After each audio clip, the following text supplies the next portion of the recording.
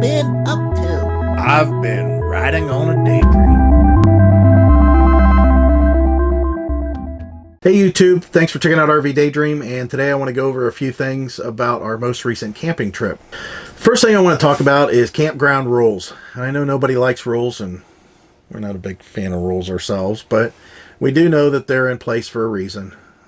The one thing that I really miss is that it used to be that the park rangers used to come through all the time. We would see them twice a day, especially on the weekends and the holidays. But for whatever reason, over the last few years, they got policy changes, and we don't see them enough. I haven't seen any here. We have not seen one park ranger the entire time we've been here, and we've only got one more day out of our little trip here. It's not a good thing.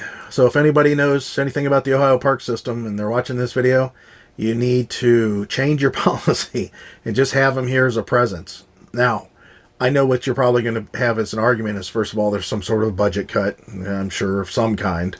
Everybody's got that going on. And the other thing is, as well, we can't justify, them being through the park. There's not that many incidents to keep them here. Well, I think that the reason that there's not that many incidents is because over the years, people have gotten used to knowing that if you screw around and do something you're not supposed to, the park ranger's going to show up and tell you you're doing something wrong or take you away. I'm sure that there is a ranger that's full-time. Oh, there's got to be. There's got to be. I mean, what's going on with that? Yeah, I don't know Where's where he they at? are. Or is she at? I know there's a lot of parks. Maybe they bounce them around from park to park. That could be. Used to be, as far as the rules, and these rules still apply, the park rangers used to enforce them. When you buy in the Ohio State Park System your campground, when you rent your campsite, your vehicles have to sit on the pad. If they don't fit on the pad, that doesn't mean you put one wheel or two wheels in the grass to get by. That's going to kill all the grass. Then you're not going to have a nice grassy site. There's overflow parking for a reason. Go use it. Used to be the park rangers enforce that a lot. Now, not so much anymore. The other thing is, as far as the people that are out on the roads, 10 miles an hour is the speed limit. Quit doing 30. Look at your speedometer. You don't know how slow 10 is. 10 miles per hour is the vehicle in drive, and you're probably touching the brake at an idle, because 10 is very slow. If you're on a flat ground, your vehicle's going to do more than 10 just at an idle, most likely. There's kids out here. There's people walking out here. There's people like us on mopeds doing the speed limit out here. I got people passing me when we're doing 10 miles an hour. That's just crazy. Do the speed limit. You're at a state park. There's no rush. You're supposed to be relaxing. Unless you got an emergency, I have no idea why you're doing 30 miles an hour pulling your fifth wheel through here. It's not a race. Nobody's impressed.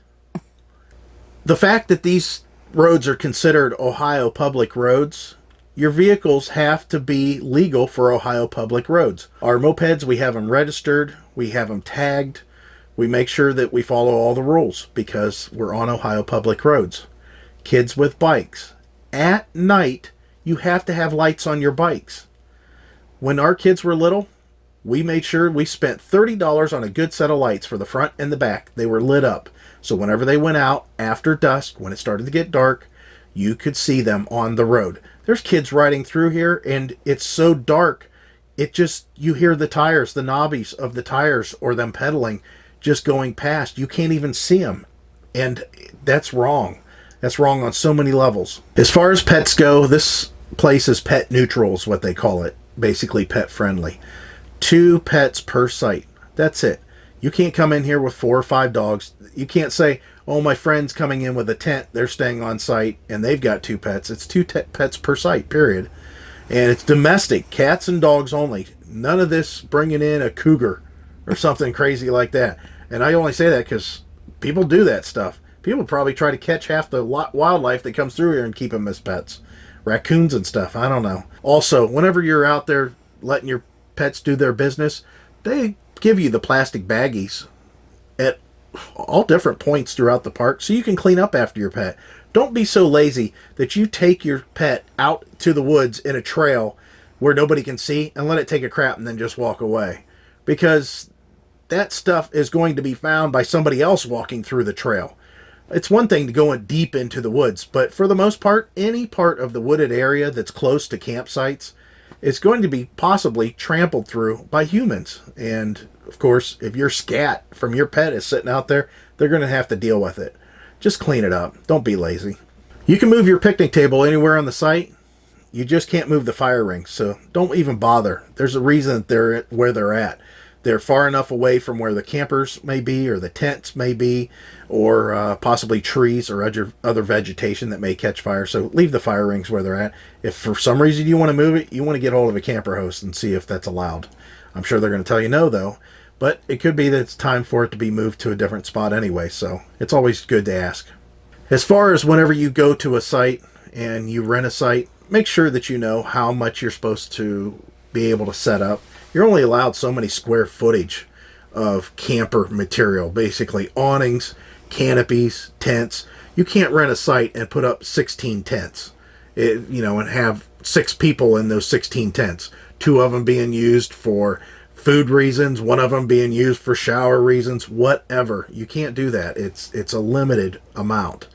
The more you add, the more you put up, it basically takes away from the whole camping experience for other people. I mean, it looks like a building or something. Now, they do like and kind of encourage, I think, people to set up little signs and stuff that tells who they are, retired, whatever, or the Joneses from Smithville, that kind of thing. I see that a lot. That's kind of cool. Everybody, for the most part, tries to be friendly. They all wave and everything. The camper hosts here at West Branch are great. The bathrooms are very clean. They always take care of them. So make sure that you engage your camper host, and you'll find out there's a lot of stuff that might be going on. For example, we were up, even though we didn't get to do it because of the weather, we were up at the camp store, and Heidi signed us up. It was free kayaking. It was totally free, 100%. But the weather didn't allow us to do that. And I don't know if you can tell by the flag blowing around in the background, but it's like 10 to 15 mile per hour winds today, and the high is going to be 59. It's not exactly warm out there. I wouldn't want to be kayaking. Something I wanted to engage the audience that's watching this on and get your thoughts. We're trying to find a way to stay engaged whenever it's kind of like this. Cold. Want to just sit in and veg out a little bit. We went and bought the DVD player. The problem that we're having, though, is the box that it came in. I always save my boxes just in case it needs to go back to the store within the next year, which it's under warranty. Or if down the road I decide I don't want it, I'm going to sell it. I'm real big about keeping the boxes, and when I sell stuff, I put it back in the original boxes. People like to buy things that way. The problem is I don't know what to do. This is the first thing I've ever bought while we're out on the road, and the first thing I thought when I got the empty box is, oh wow, where do I put this at? Of course, I'm going to find a cabinet probably up in here somewhere and put it in a corner, and hopefully that'll do it. But I've got to find some different ways to transport the TV and the DVD player anyways. We're thinking it's going to have to go on the bed, which this all will change ultimately because it's a little bit too cluttered and it just doesn't fit. Even though the TV's kind of nice there, I think I'd rather have it in the bedroom. It's way too big for the bedroom, but what the hell. The other thing that we'll suggest that people should do is stationery. Make sure you have a notepad, a notebook, and pens and paper. If anything, just to leave yourself notes, make a checklist. For example, it was raining really hard and I had to put down the awning quite a ways and sneak through the door, and she was already asleep for the night. The problem that I wanted to make sure she didn't experience or cause a problem with our camper is I put a note on the door. She'd rip the awning. I didn't want her to go flying out the door in the morning and put the corner of the door, which has a roller, but it'd still go through the awning. It was so low. So it's nice to have stationery and pens. So put that on your list if you don't have it. All right. So those are our little topics. We tried to keep it short. I've hopefully edited this down to where it's a little bit easier to watch. We're going to continue our trip we have tonight and tomorrow. And tomorrow I'll be packing up and heading out. I got to fix my backup camera, though, because Heidi's not going to be here to help me, and my backup camera quit working. We better check that out. Yeah, might have to go out and work on that in the nice fall weather. All right, guys, appreciate you watching, and we'll catch you guys later. Bye. Bye. See ya.